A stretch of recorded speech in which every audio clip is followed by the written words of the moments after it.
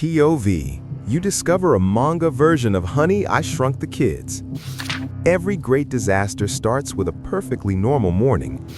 The inventor never sleeps. The invention never stops waiting. He talks to his coffee like it owes him an apology. His daughter has already figured out the day will go sideways. The little one sees everything, says nothing, files it away. Next door, the older boy already has a plan. It just isn't a good one. His little brother just wants everyone to calm down. Nobody ever does. 4 kids, 1 fence between them. It won't stay standing long.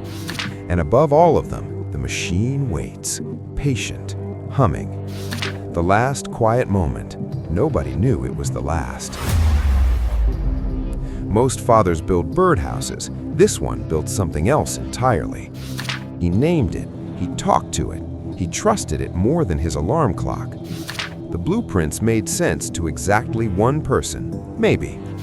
She found the attic door. She always found everything. The smaller boy had already done the math. He just hadn't told anyone yet. Outside, the baseball was already on its way. It just didn't know it yet. 1 throw, that's all it ever takes. The window never saw it coming.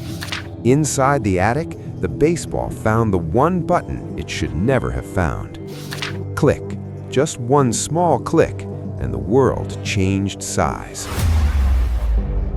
The light came before the sound. It always does.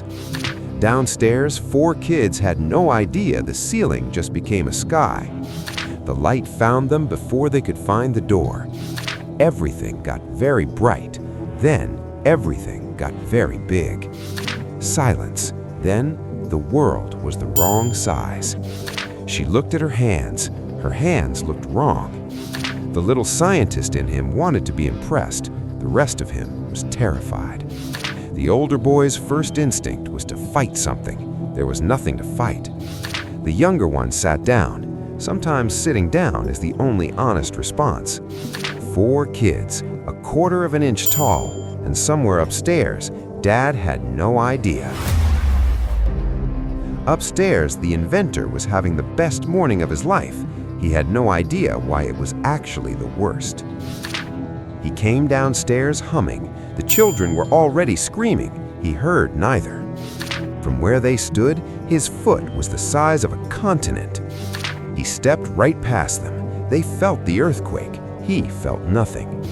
He picked up his coffee. He picked up his notes. He did not pick up his children.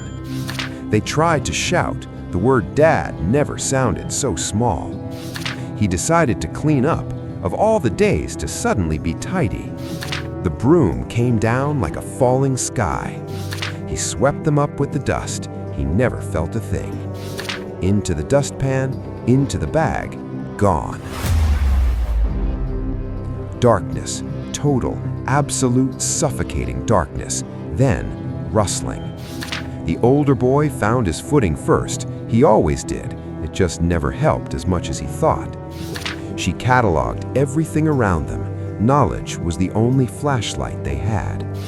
The little scientist pressed his hand against the dark wall and felt the world vibrate outside. Then the whole world lurched. Dad was taking out the trash. Outside the bag, sunlight. Inside the bag, survival mode. The bag landed. The impact registered on the Richter scale of their bones. Somewhere above them, the knot was tied. The bag was sealed forever, or so it felt. The rounder boy said what everyone was thinking. He always did. They had to get out before the truck came. The darkness tore open, and the outside world was somehow worse. The trash pile stretched in every direction like a continent of forgotten things. The older boy climbed first. The mountain of garbage did not care. She found a path between 2 fallen giants. It smelled like last Tuesday. The little one stopped. There was something moving in the garbage, something that was not them. An ant, just an ant, except at their size, an ant was the size of a school bus. They ran. The garbage had other ideas about where they could go. They took shelter beneath a fallen kingdom of cardboard. It was the most protected they had felt all day. That said everything. From the top of the highest garbage mound, they could see the house, impossibly far, impossibly big. That far, they had to travel that far, at that size, before dark.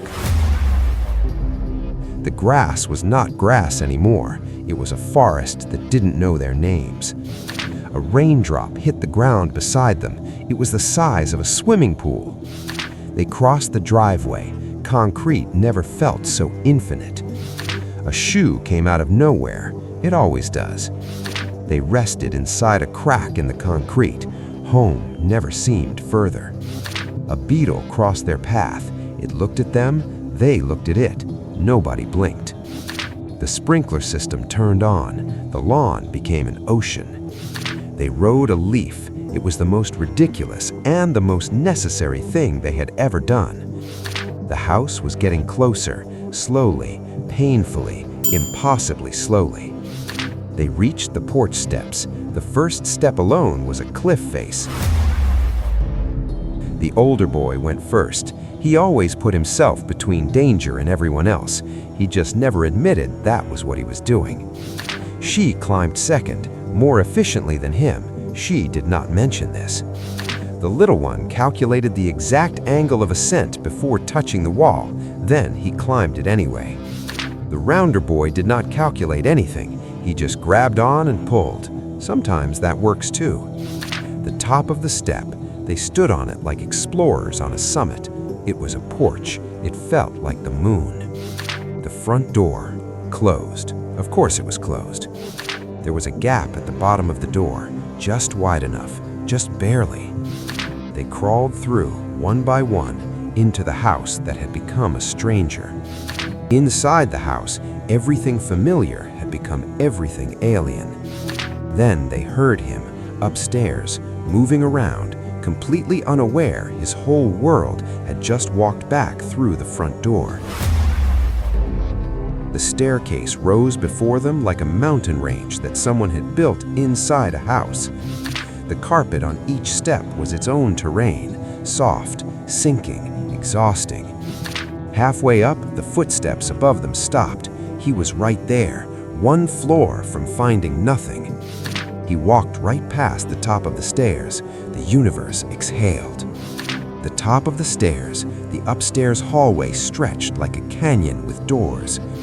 They heard his voice through a door, loud, happy, still completely wrong about everything. The attic door was at the end of the hall. It might as well have been at the end of the world. They moved along the baseboard. It was the only cover they had.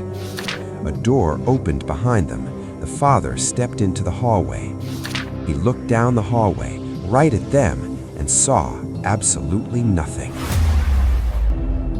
The attic door was open, just enough, just in time. The attic, again, except this time, they were the smallest things in it. They had to climb the machine that shrunk them. The irony was not lost on any of them. Below them, the attic floor. Above them, the control panel. A single button, the same one that started all of this. They pushed, all four of them, every ounce of everything they had left. The machine woke up. The attic turned white. The light faded. Something felt different. Everything felt different. He opened the attic door. He saw them. They saw him. Nobody had the right words. And somewhere in the explaining, in the chaos and the shouting and the relief, it became a story, their story, the one they would tell forever.